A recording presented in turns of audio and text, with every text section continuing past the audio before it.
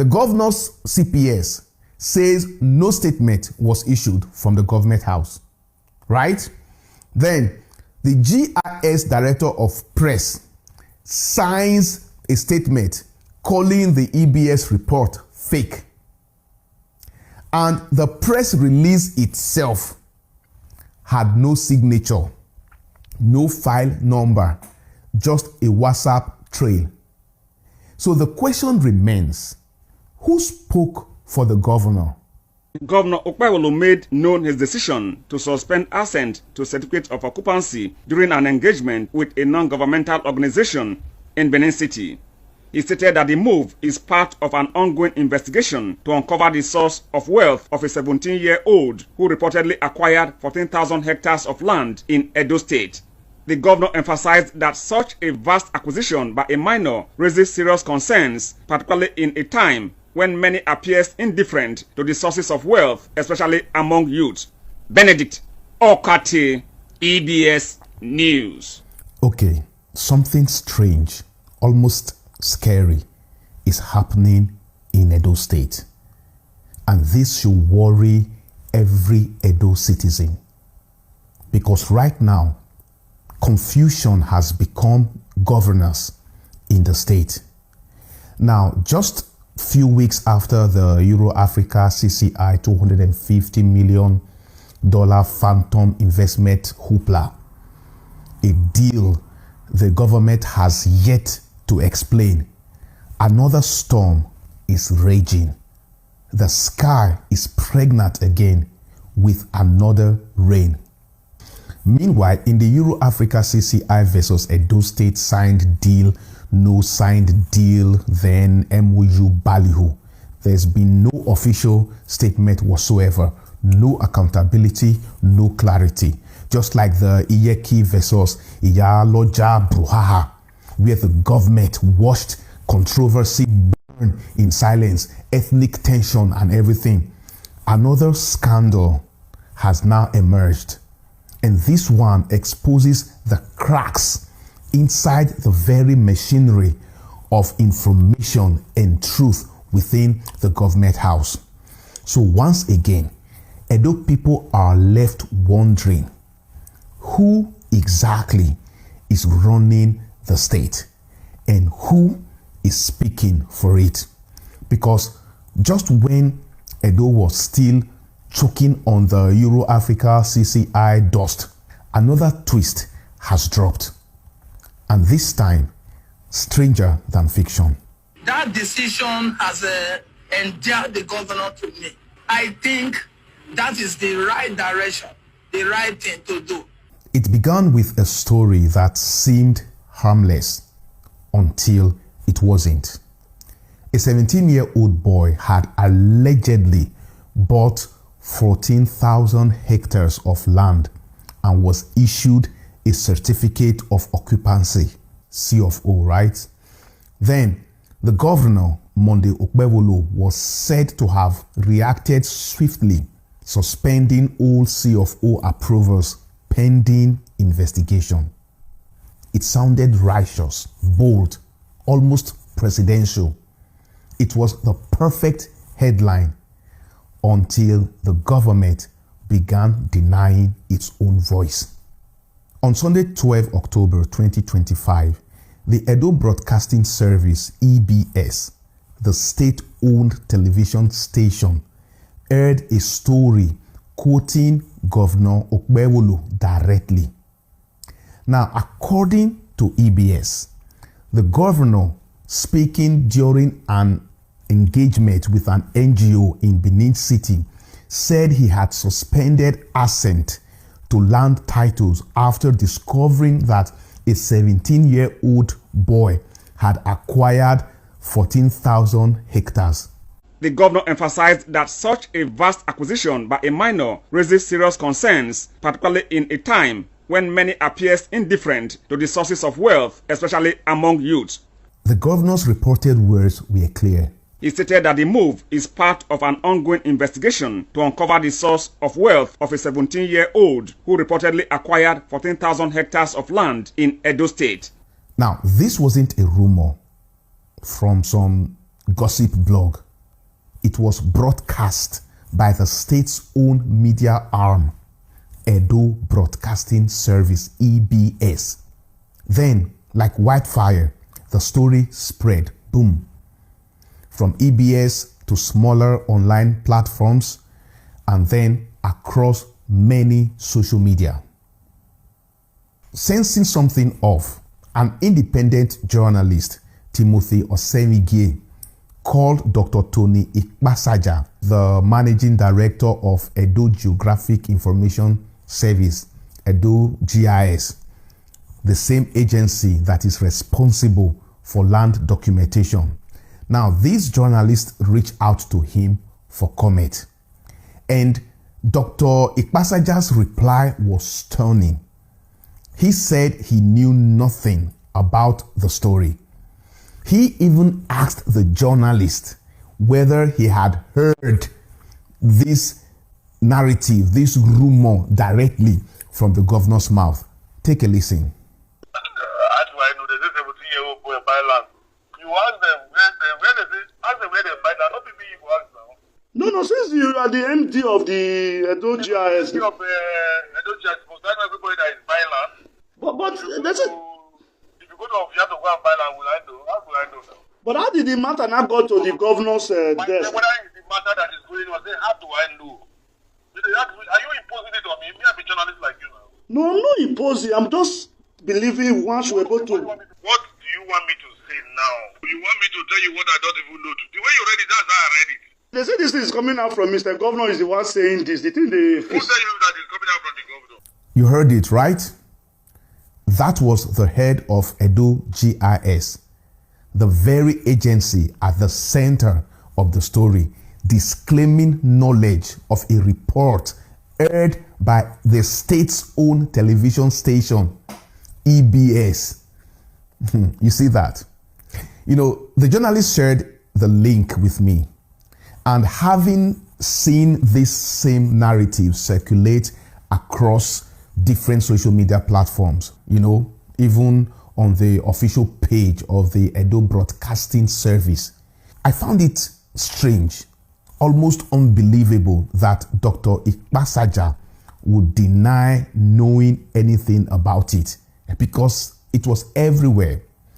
So I called the agency's official numbers, none worked. 2 days later, two of Nigeria's biggest newspapers, Punch and This Day, published a new statement. Here's the headline: Edo GIS denies report of 17-year-old purchasing 14 hectares of land. The statement, issued by Tunde Egbiremole, who is the director of press of the Edo Geographic Information Service, declared, there is no record of any 17-year-old boy who bought 14 hectares of land.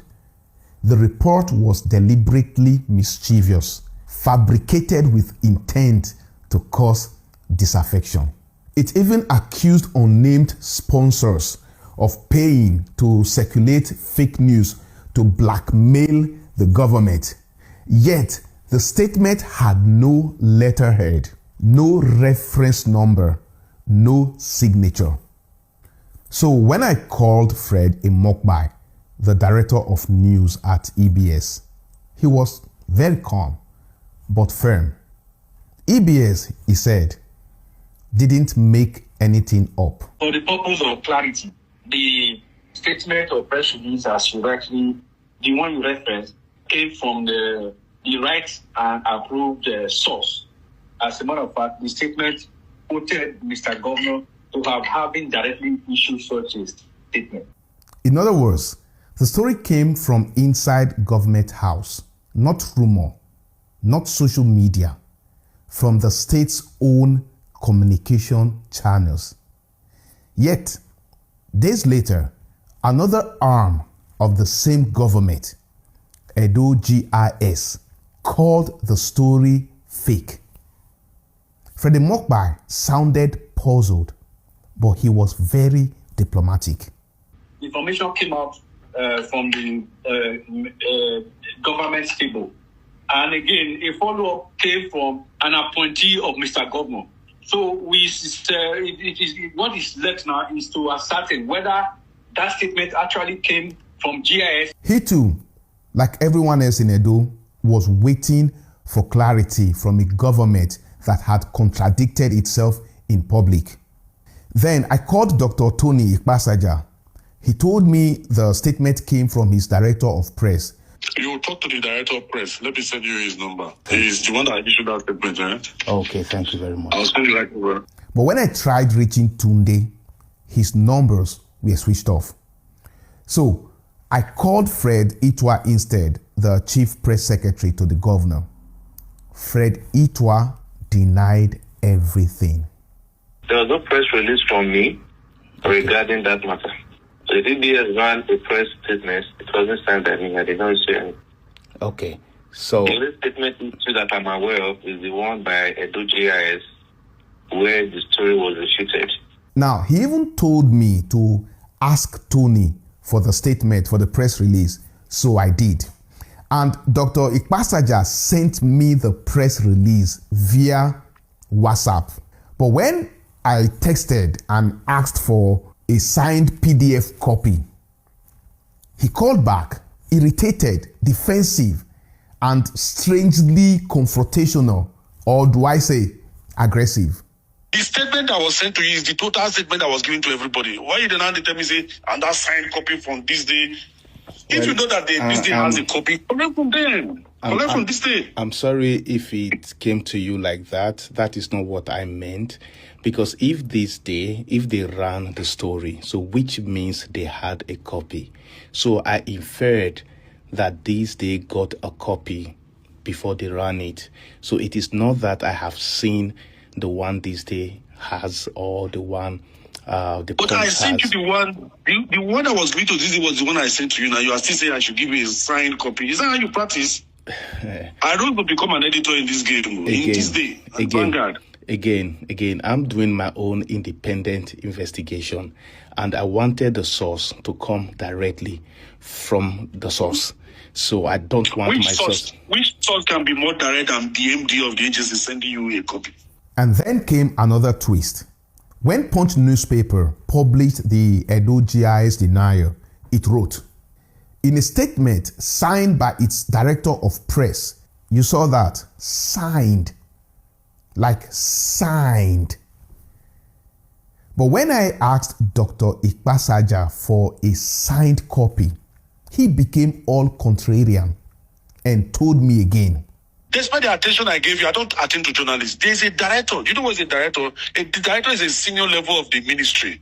He's in charge of all the press. He's the one that gave out everything. He's the one that wrote everything. But I took my time to give you material. You still tell me, say, bring this one. You know, for those of us that study psychology, we understand that this is the tone of someone trying to reassert control in an uncomfortable moment, not someone in command of facts. You see, that rhetorical tactics, do you know who I am? Do you know what a director is? It's a classic defense mechanism when accountability questions touch a nerve. Because the version he sent me, the very version he sent me, the same one Punch claimed was signed, was a plain WhatsApp text. No signature, no letterhead, no reference number whatsoever. So where did Punch see a signed copy? Did Edo GIS later forge one to legitimize the first leak? Or did Punch simply print what it received on WhatsApp and assumed it was official and signed? Either way, it shows a government so disorganized that even its deniers need verification. So now, let's try to piece this all together, okay? EBS says the story came from official government media aides. Then, the MD of Edo GIS says he knows nothing about it, then later sends the denial himself to me via WhatsApp. The governor's CPS says no statement was issued from the government house, right? Then the GIS director of press signs a statement calling the EBS report fake. And the press release itself had no signature, no file number, just a WhatsApp trail. So the question remains, who spoke for the governor? And if the governor never made the statement, why did EBS, the state-owned broadcaster, why did they air it with confidence and quotes from the governor? If Edo GIS is now denying it, on whose authority did it do so? Because even the chief press secretary says he didn't authorize it. He said he never saw anything apart from the one Edo GIS released. So you see, my people, someone somewhere in this chain is lying. Now, this isn't about a teenager buying land anymore. It's about how information and disinformation now flow inside a government that can't keep its own story straight. First, the 250 million investment from a phantom company, Euro-Africa CCI. Now, a 17-year-old who bought 14,000 hectares that never existed. Now, if you understand the pattern, my people, in both cases, no one takes responsibility. You see, this isn't miscommunication. This is a system allergic to truth. Because when a state broadcaster can air a story quoting the governor, when the governor's press office disowns that report, when the agency involved issues a denial through WhatsApp, when the MD alternates like a ball juggler between ignorance and authority, the public isn't just confused. The state is confused. This isn't about one scandal or one story. It's about the collapse of credibility in public communication. The rot that lets lies travel faster than accountability. And until Edo State can tell one story with one voice, every new headline will sound like a cover-up waiting to happen. And the question every Edo citizen should now ask is simple. Cui bono? Who benefits in all this?